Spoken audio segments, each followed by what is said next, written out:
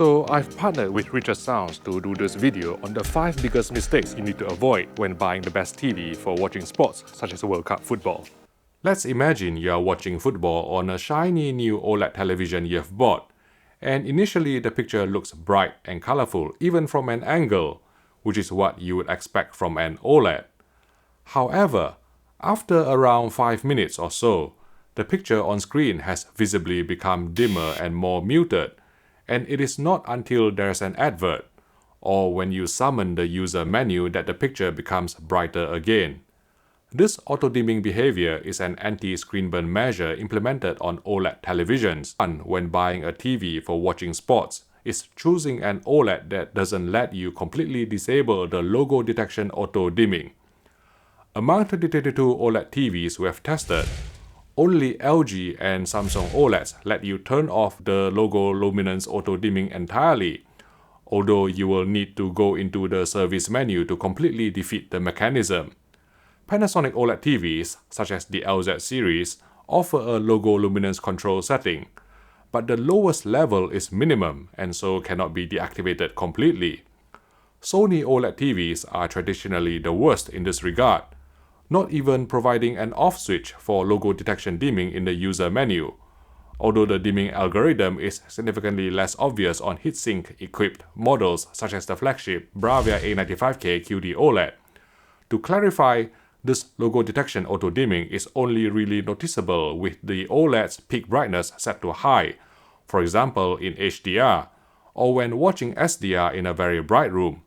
Which brings us to mistake number 2, not taking into account how bright your room is when buying a television for watching sports. A fair share of live sports broadcast takes place during daytime, so you should consider buying a brighter TV with good reflection handling if you're installing it in a sunlit room without curtains. Among the 32 OLED TVs, the Samsung S95B is generally the brightest and one of the least reflective, capable of exceeding 200 nits full screen. Of course, LED LCD TVs such as the Samsung Neo QLEDs and the Sony XK series can go even brighter full screen than OLEDs and won't suffer from auto-dimming, but they have their own issues which you need to be aware of in search of the best TV for watching sports. Mistake number 3 is ignoring the screen uniformity of a television. When watching many sports programs, panning shots across a tonally uniform background, such as a football field, will make screen uniformity issues such as banding and dirty screen effect or DSE much more noticeable. Instead of following the action on screen, your eyes will be distracted by static impurities which aren't even in the video source. While there's panel-to-panel variation, OLEDs are generally blessed with significantly better bright uniformity than LED LCD TVs. It's almost impossible to get an OLED TV these days that exhibits banding or DSE during playback of bright sports programs, whereas the chances of getting an acceptably clean panel are slimmer with an LED LCD television. If you're inviting your friends and family around to enjoy some big screen sports action on your shiny new television, then mistake number 4 is buying a TV with narrow viewing angles. LED LCD TVs usually manifest a brightening of blacks, loss of color saturation, and also color shifts when viewed off-axis. IPS-type LCD panels fare slightly better than VA-type LCDs in this regard. However, both LCD technologies still won't be able to match OLED, which suffer from very little drop-off in colors and contrast even from the sides at extreme angles, making OLED TVs more suitable for group viewing. Mistake number 5 is turning a blind eye to motion clarity.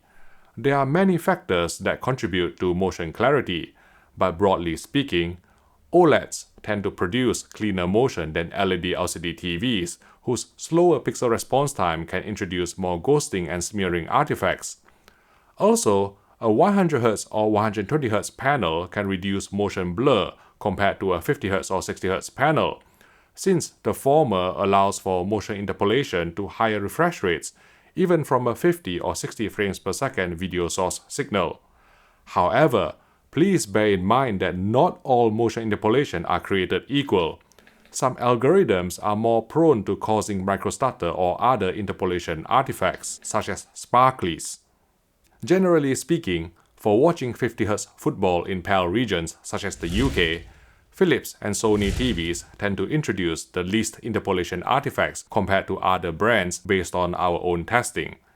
Now, I've compiled a table comparing OLED versus LED LCD across attributes we think are important for watching sports.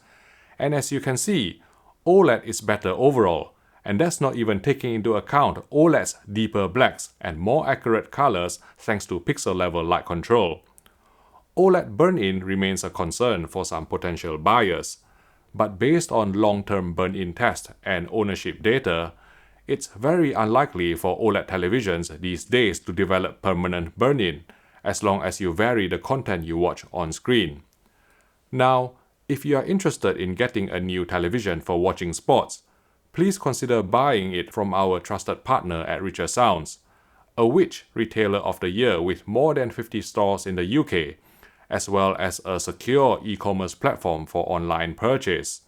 In fact, if you join the company's VIP club, you'll get 6 years warranty included on the vast majority of TVs. So visit your local Richer Sounds store or online at richersounds.com for your next TV purchase. Thanks again for your support. Okay, now that we've established OLED is superior to LED LCD for watching sports, here's a breakdown of key OLED brands we've reviewed in 2022, based on our own assigned test scores from 1 to 5, with the higher score being better.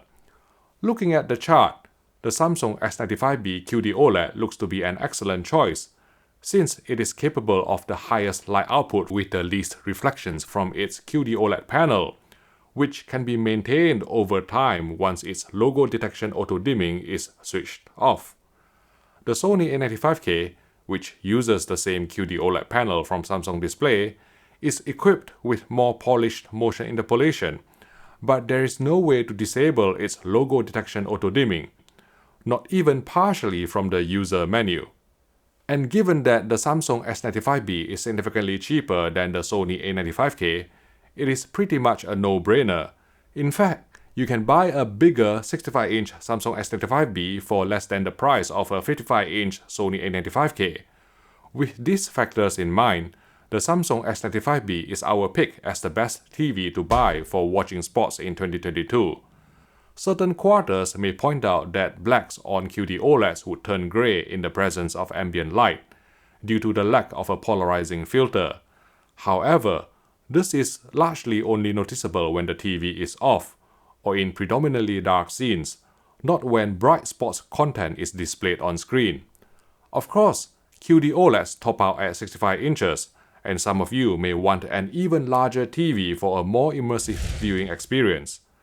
The Panasonic LZ2000, the Philips 807 and 937, as well as the Sony A80K are all available in 77-inch screen size, but none of these WRGB OLED TVs can have its logo detection auto-dimming switched off completely.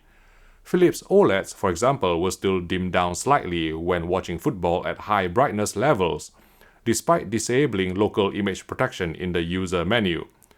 As such, our recommendation would be the LG C2 or G2, which are available in 77-inch or 83-inch screen sizes, and whose logo detection auto-dimming can be switched off completely from the service menu. To find out how to do this on LG and Samsung OLEDs, just follow the step-by-step instructions I've put in another video you can watch by clicking here.